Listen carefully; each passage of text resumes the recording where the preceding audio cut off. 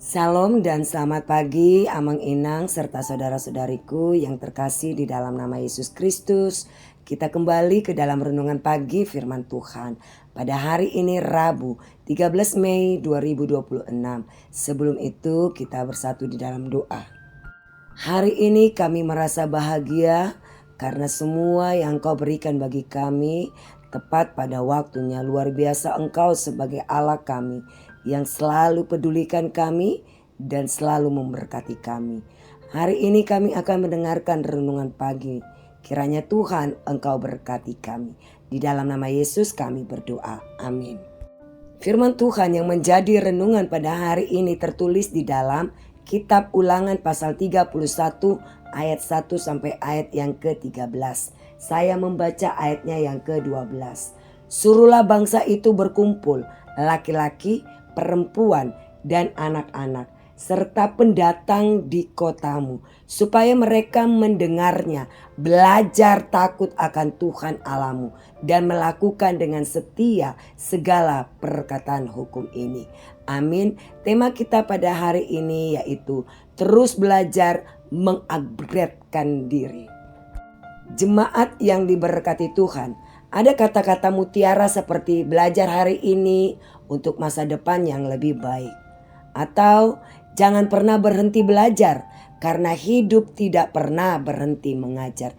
Dan masih banyak lagi kata-kata mutiara yang lain yang bisa membangun diri kita. Nah, ini mau mengartikan bahwa dalam hidup ini tetap terus belajar.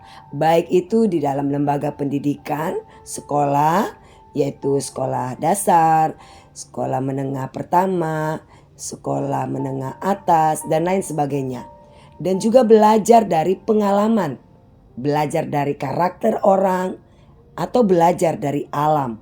Contohnya belajar dari semut yang rajin mengumpulkan makanannya tanpa melihat musim. Dan semakin kita juga bisa melihat padi semakin berisi dia semakin menunduk.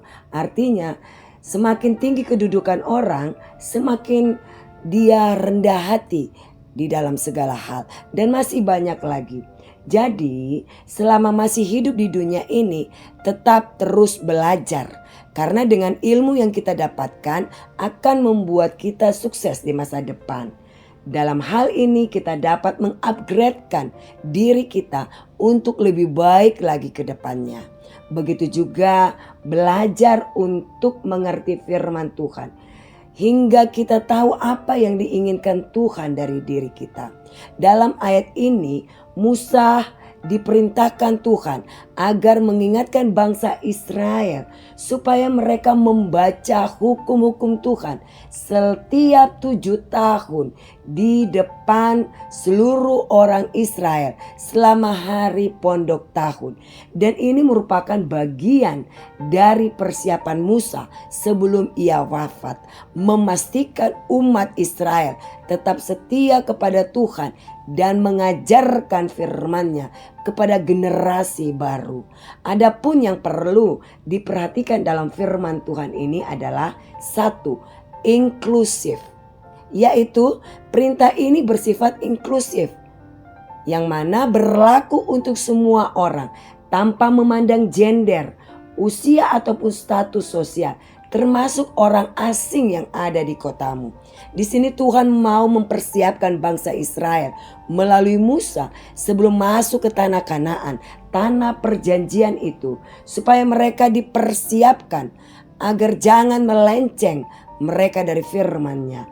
Jangan terkontaminasi nantinya dengan kepercayaan orang Kanaan, sifat-sifat orang Kanaan dan sebagainya yang jauh dari Tuhan.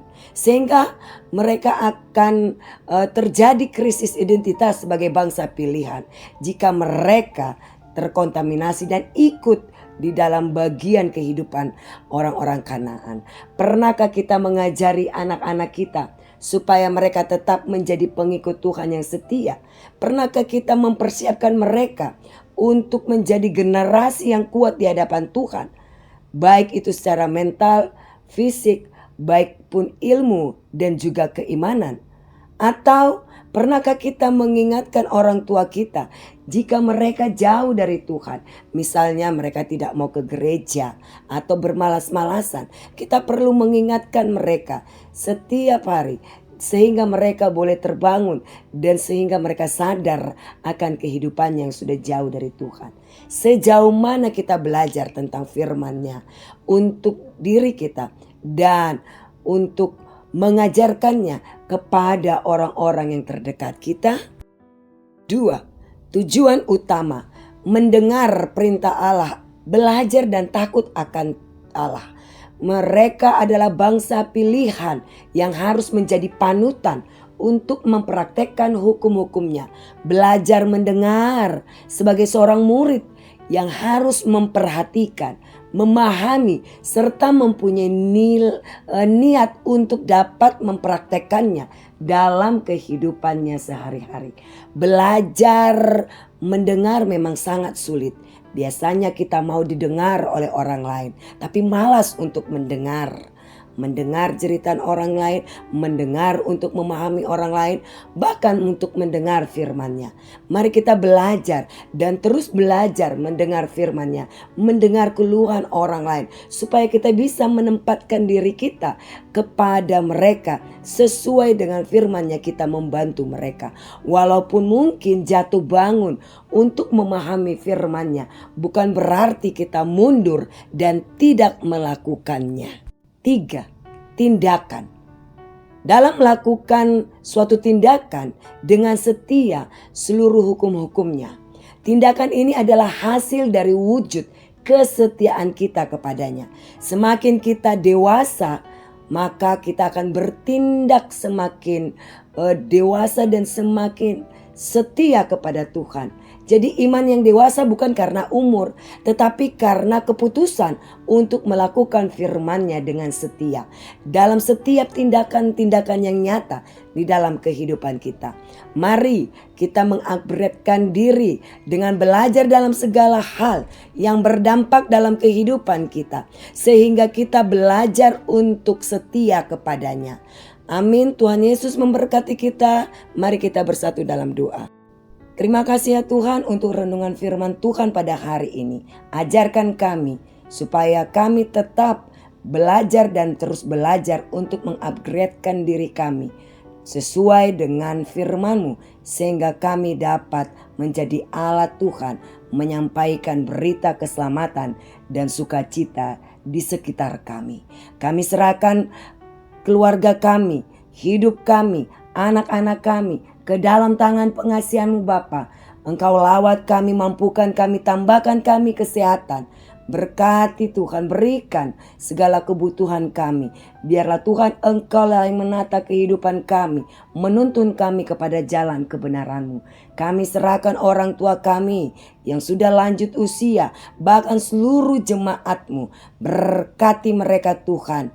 Biarlah dalam masa usia mereka yang sudah tua Tuhan, mereka semakin belajar memahami cinta kasih Tuhan terhadap mereka.